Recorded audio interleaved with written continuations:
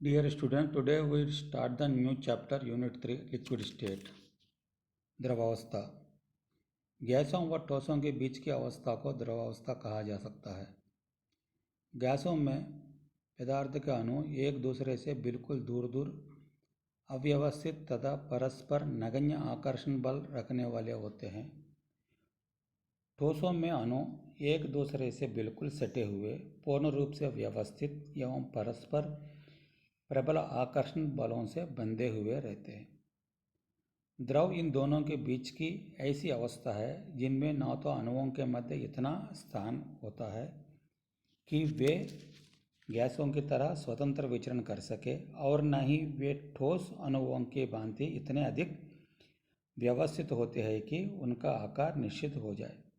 नीचे दिया चित्र देखना, एक का गैस और द्रव और ठोसों का बिल्कुल निश्चित संरचना होती है, गैसों में तो बिल्कुल अव्यवस्थित होती है, द्रव इन दोनों के बीच की व्यवस्था होती है। द्रव ठोस व गैस दोनों के साथ साम्य में रहते हैं।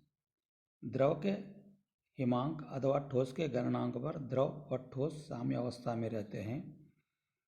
द्रव के बाष्पन अथवा कथन के समय द्रव तथा गैस दोनों अवस्थाएं परस्पर साम्य में रहती है। अतः द्रवों को संघनित गैस अथवा पिघले हुए ठोस मान सकते हैं। गैसों में द्रव गैसों की नजदीक होते हैं। गैसों गुणों में द्रव गैसों की अपेक्षा ठोस के अधिक नजदीक होते हैं। द्रव के गुणों को उनके निम्नलिखित लक्षणों के आधार पर समझाया जा सकता है। नंबर 1, द्रव में अणुओं के बीच यथाचित आकर्षण बल होता है। इन बलों की कोटि गैस में उपस्थित बलों से लगभग 10 गुना अधिक होती है। इन्हीं बलों के कारण द्रव में अणु दूर दूर नहीं जा पाते हैं। ये बल इतने प्रबल भी नहीं होते हैं कि अणुओं के बांधकर स्थिर अवस्था में रख सके हैं। इन आकर्षण बलों के कारण ही द्रव में पृष्ठ तनाव, श्यानता, बाष्पदाब आदि गुण उत्पन्न होते हैं। दूसरा पॉइंट, द्रव के अणु निरंतर विचरण करते रहते हैं, परंतु इन अणुओं के विचरण के लिए स्थान बहुत ही कम होता है।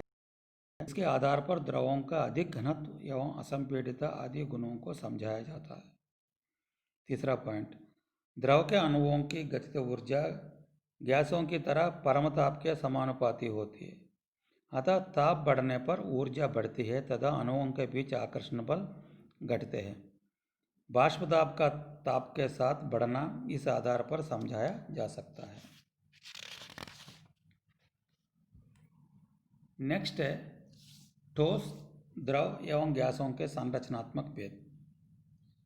नंबर 1, आयतन व आकृति। ठोस में क्या होता है? इनके ठोसों में प्रबल आकर्षण बल द्वारा परस्पर बंधे रहते हैं, अतः इनकी आकृति व आयतन निश्चित रहते हैं।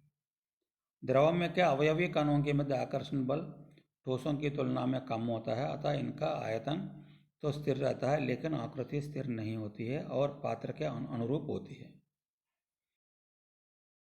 में अवयवी कणों के मध्य अत्यंत ही दुर्बल आकर्षण बल होता है, अतः इनके आयतन व आकृति दोनों ही निश्चित नहीं होते। दूसरा पॉइंट है कणों की पैकिंग।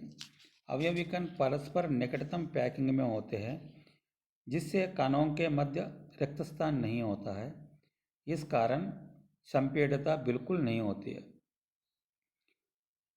द्रव में क्या होता है? अवयवी कणों के मध्य रिक्त स्थान होता है, अतः इन्हें कुछ संपीड़ित किया जा सकता है। गैसों में अवयवी कणों के मध्य रिक्त स्थान अत्यधिक होता है, अतः इनमें संपीड़ितता का गुण अत्यधिक पाया जाता है। तीसरा गुण है विसरण। अवयवी कणों के निकटतम पैकिंग के कारण एक ठोस किसी दूसरी ठोस में विसरित नहीं होता है। द्रव में क्या था? अवयवी कणों की कुछ ढीली पैकिंग के कारण एक द्रव दूसरे द्रव में विसरित हो जाता है। गैस में क्या होता है? अवयवी कणों के मुक्त विचरण के कारण एक गैस तुरंत ही दूसरी गैस में विसरित हो जाता है। फोर्थ पॉइंट, श्यानता। ठोसों में बहने का गुण बिल्कुल नहीं होता है। द्रवों में ऊपर से नीचे की ओर बहने का गुण होता है। गैसों में इनमें सब तरफ बहने का गुण होता है। होता है। द्रवों के सतह पर पृष्ठ तनाव होता है। गैस के पात्र के सब तरह गैसों का दाब समान होता है। ऊष्मा का प्रभाव। ऊष्मा पाकर सामान्यतः द्रव बनते हैं। द्रव ऊष्मा पाकर गैस या बाष्प बनते हैं। ऊष्मा गैस क्या होता है, ऊष्मा पाकर गर्म हो जाते हैं। नंबर 7 में विषमदैशिकता या समदैशिकता।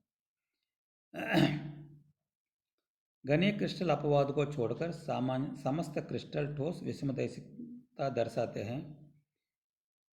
द्रव क्या होता है, इनके कणों का पैकिंग निश्चित नहीं होती है, ये समदैशिक होते हैं। कणों की पैकिंग निश्चित नहीं होती है, अतः ये भी समदैशिक होते हैं।